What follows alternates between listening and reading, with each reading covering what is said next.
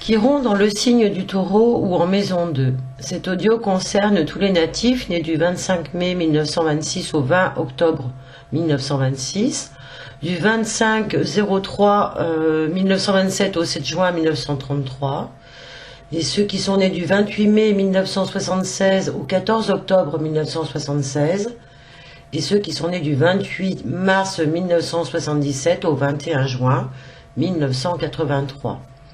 Et puis ceux qui naîtront du 19 juin 2026 au 18 septembre 2026 et du 14 avril 2027 au 19 juillet 2033. Ouais, ça laisse à réfléchir, mais ça viendra. Alors, comprendre pourquoi on souffre et réussir dans le processus d'individuation, de guérison, passe inévitablement par l'intégration, en partie bien sûr, de notre défi chironien. Comme nous l'avons vu dans la présentation de Chiron, lors de la vidéo précédente, Chiron est l'un des points karmiques majeurs qui dans nos thèmes va nous révéler à la fois notre blessure et à la fois notre capacité d'auto-guérison. Donc autant vous dire que c'est très intéressant.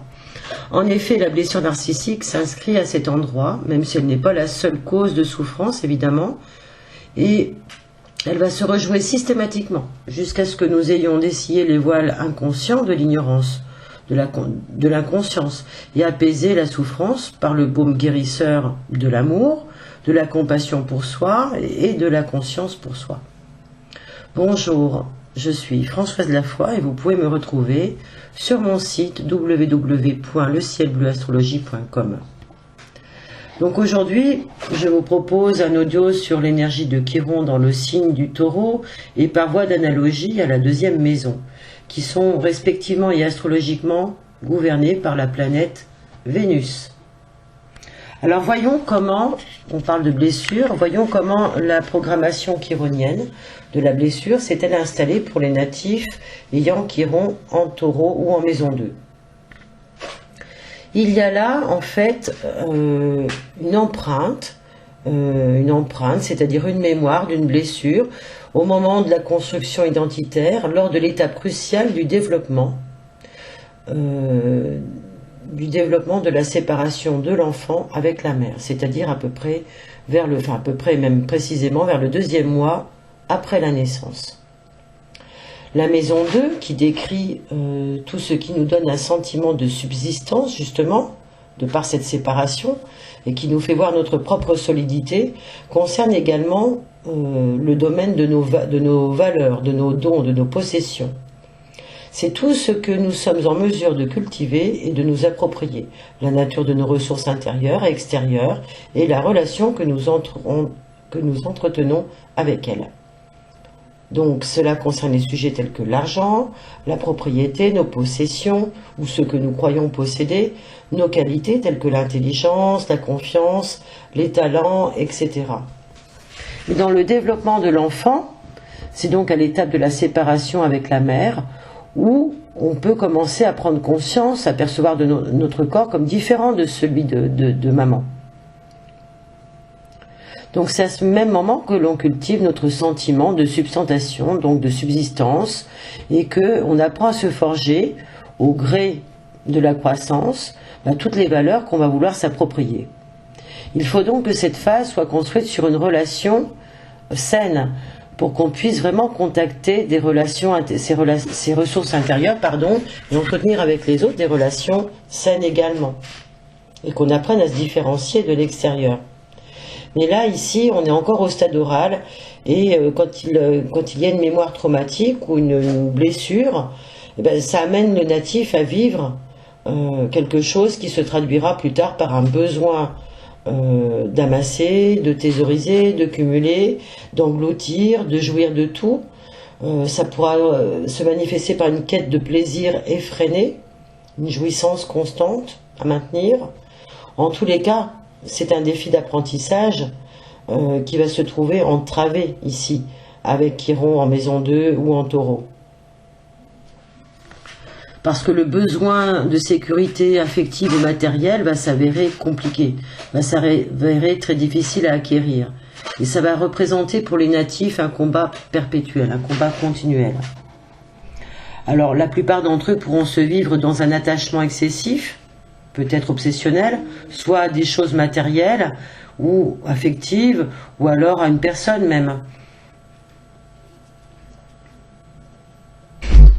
Contraint à un régime alimentaire qui ne leur convenait pas, peut-être ces natifs aussi ont pu se voir amoindris dans leurs ressources personnelles. Ça peut être une manifestation enfant où ils ont été peu valorisés, où ils ont dû toujours répondre à la demande omniprésente des adultes de clauses de succès, de réussite, ce qui les a amenés à avoir une déviance plus tard adulte, à viser la perfection, en n'étant jamais conscients eux-mêmes de leurs propres valeurs et en se sentant incapables de contacter leurs propres dons. Alors les natifs qui subissent cela ont été nourris donc par toutes ces mémoires de manque de confiance, par ces systèmes de fonctionnement par récompense, par punition, de promesses non exaucées, et en tant qu'enfants ils ont pu se sentir abusés dans leur gentillesse et leur docilité, par des attentes beaucoup trop excessives et décalées de la part des parents ou des éducateurs. Aussi, ils ont pu engrammer à travers ces mémoires, des mémoires de privation, de refus, de spoliation, parce que quelque part on leur a volé leurs ressources. Ils peuvent avoir l'impression qu'on leur a volé ce qu'ils avaient au plus profond d'eux-mêmes, et ils se sentent coupés d'une affection qu'ils n'ont pas eue, ou qu'ils ont cherché à obtenir, ou qu'ils ont essayé de combler en fait. C'est la trace mémorielle, la trace amnésique d'un dépouillement, de promesses non exaucées. Mais derrière tout ça, ça vient en résonance dans notre vie à la vibration à laquelle on est venu répondre lors de cette incarnation. Ça répond à la vibration en écho à la blessure aussi d'un aïeul dans la lignée familiale.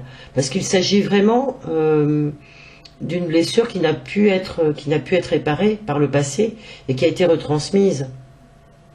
Et ces mêmes aïeux ont pu être touchés dans leur chair, et donc on peut aussi soit recontacter ça parce qu'on porte une mémoire d'ancienne vie, par exemple d'avoir été victime d'un abus, d'une malversation, d'un grade refusé au profit de quelqu'un d'autre, d'une injustice quelconque, ou tout simplement d'une ancienne vie de mutilation.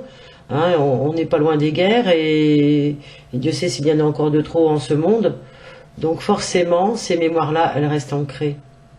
Et elles vont se rejouer vibratoirement dans un autre quotidien qu'on va venir incarner.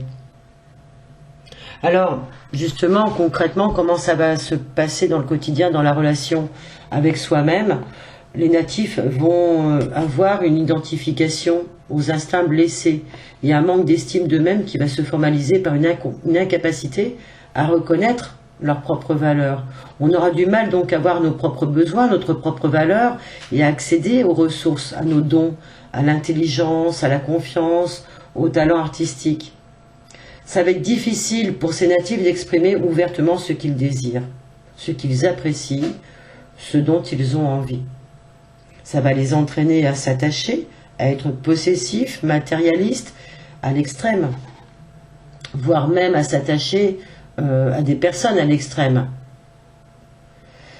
Parfois, ça va aussi se manifester dans le corps, avec des personnes, des natifs qui vont souffrir par leur corps en pensant ou en sachant qu'il est déficient, avec une souffrance liée à un handicap réel.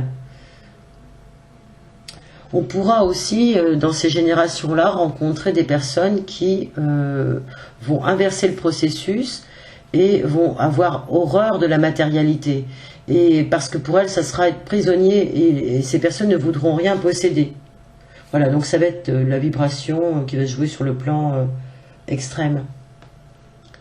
La difficulté de manifester toujours plus pleinement les compétences, les talents, va gêner les natifs qui iront en maison 2 et qui vont souffrir finalement de ne pas pouvoir trouver leur génie ou d'avoir un débouché satisfaisant à leur créativité, et qui vont être finalement jaloux du talent des autres.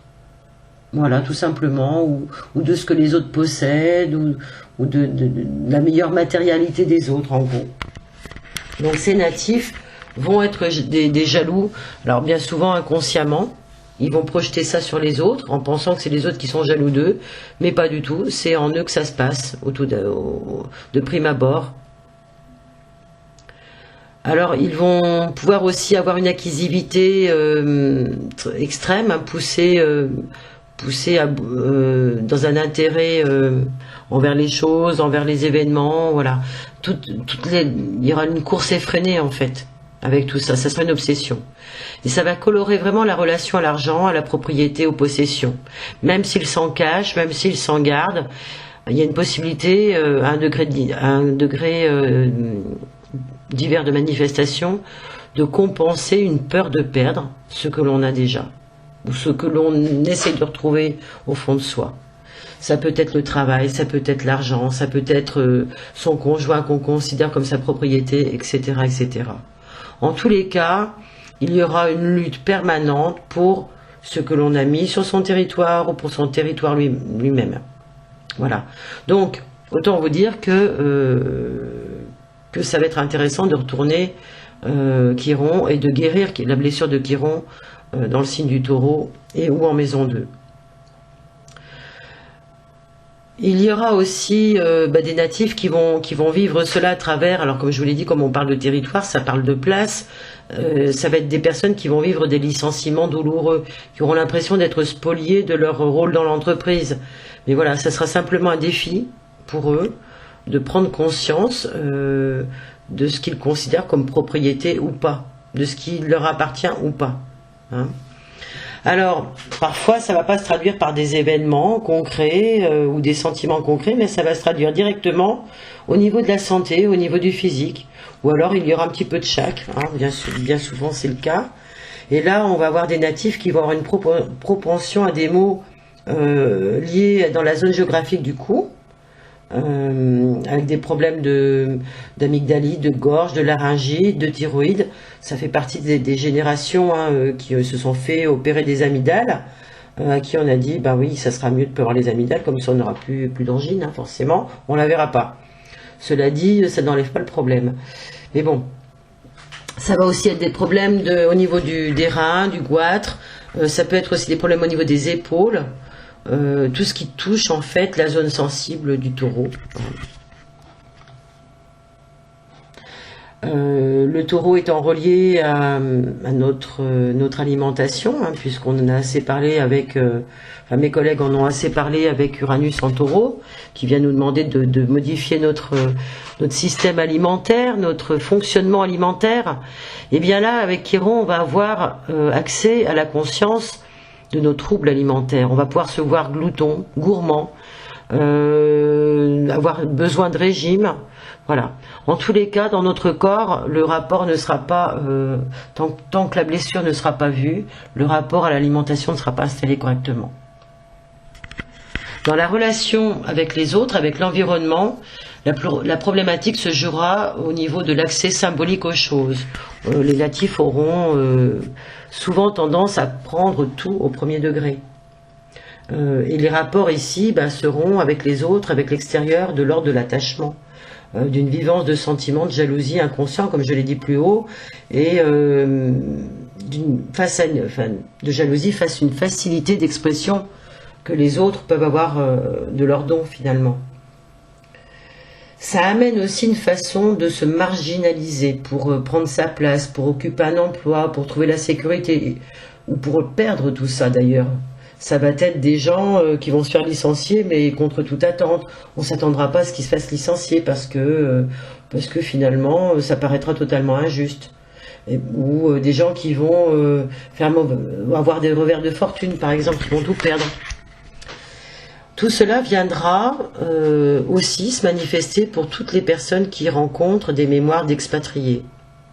Alors Dieu sait si on n'a pas fini d'en voir la couleur, si j'ose dire, avec tous les mouvements de population qui ont toujours existé d'ailleurs, mais qui sont fortement encouragés par des excavations de peuplades entières et de cultures entières, Voilà, donc ces mémoires d'expatriés, ben, elles ont pu être rencontrées pour nous, pour les natifs Kiron en maison 2 ou en taureau. Elles ont pu être rencontrées par des aïeux qui ont eux-mêmes connu l'exil ou ont dû partir à un moment donné de leur campagne. Ça peut être l'exode rural, ça peut être voilà, des choses comme ça, et qui ont vécu cela quand même comme une blessure, hein, par rapport à un refus, une absence de place, etc. Hein. On vient, dans cette incarnation, raisonner à cette vivance-là, en fait, et guérir cette vivance-là.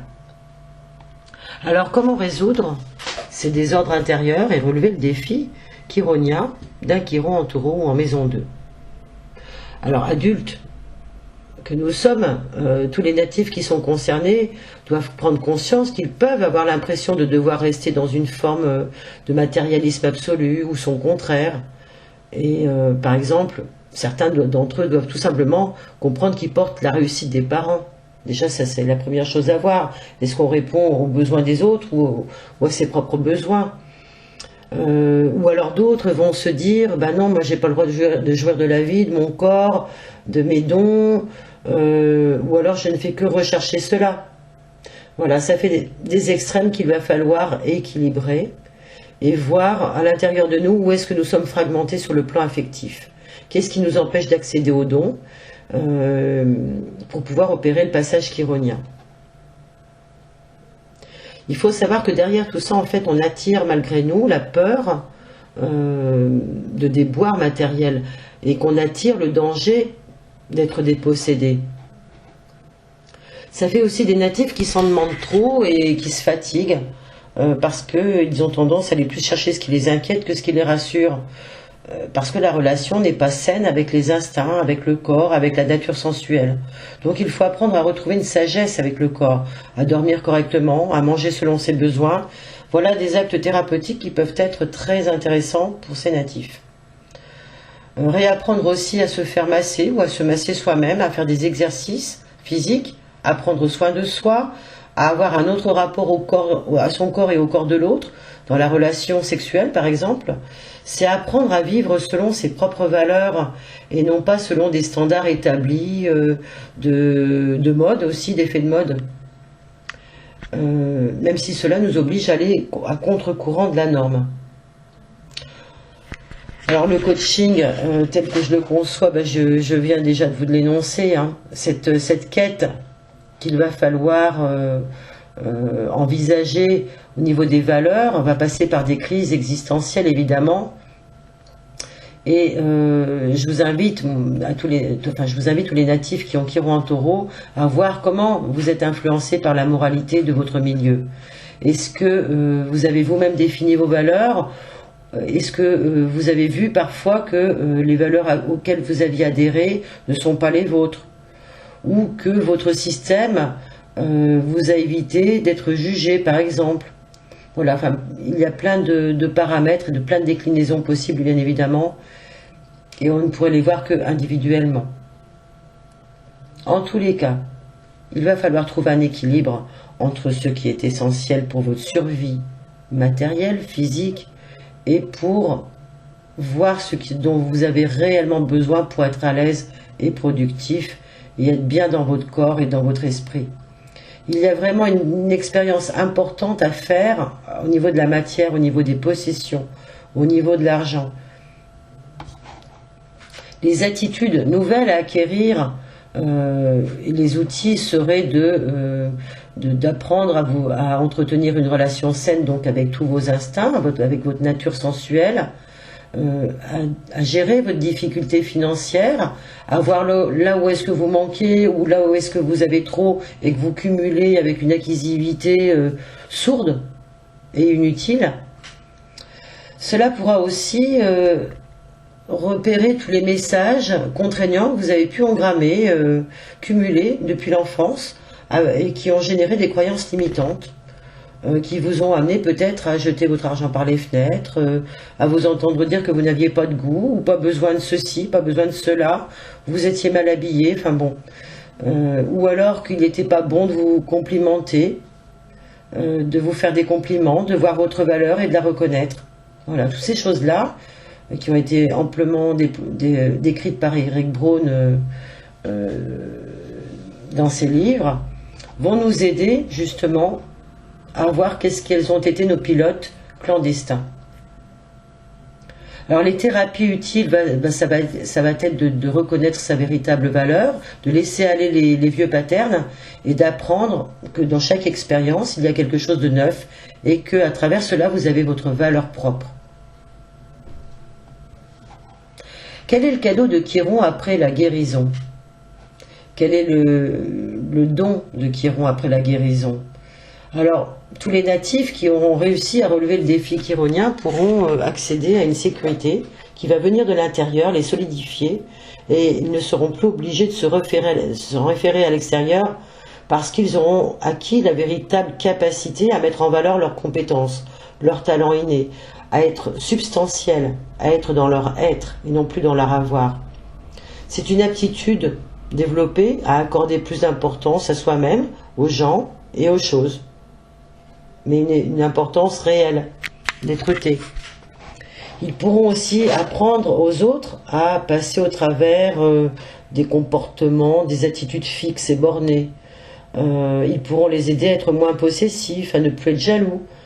Ils pourront même encourager les amorphes à aller de l'avant. Bah oui, parce que ayant retourné Chiron dans le taureau, on sait bien que le taureau c'est le signe de l'inertie, et que le taureau avant qu'il démarre, il faut que... Voilà, qu'il se passe beaucoup de choses dans le sol. Voilà, donc grâce à cela, ils vont pouvoir reconsidérer la valeur qu'ils ont d'eux-mêmes et ils vont réussir à déterminer ce qu'ils désirent vraiment, à identifier leurs goûts, leurs préférences et à les privilégier. Ainsi, qu'est-ce qu'ils vont apporter? Ils vont apporter de la joie à la vie, à être en vie eux-mêmes et à faire confiance en la vie, et ils vont pouvoir guider les autres en ce sens. Leurs qualités vont se manifester par un fort magnétisme sexuel, un fort magnétisme relationnel. Ils vont avoir un sens des affaires hors du commun et vont développer un véritable génie, de véritables capacités créatives. Et ça va être très intéressant. Voilà, j'ai terminé cet audio. Je vous remercie pour votre écoute. J'espère que cette étude vous aura éclairé, même si elle est très complète, elle n'est pas exhaustive, et je reste bien sûr à votre heureuse disposition pour aller plus en profondeur, en détail avec votre propre Chiron et ses aspects, comprendre dans votre thème le lien avec les autres aspects d'ailleurs, et pour cela vous pouvez cliquer sur le lien en dessous, en bas de la vidéo. Grâce à cette étude, vous aurez une meilleure connaissance de vous-même, des enjeux de votre incarnation, et vous serez bien sûr davantage conscient du continuum de votre conscience, parce que je vais vous éclairer sur votre Chiron.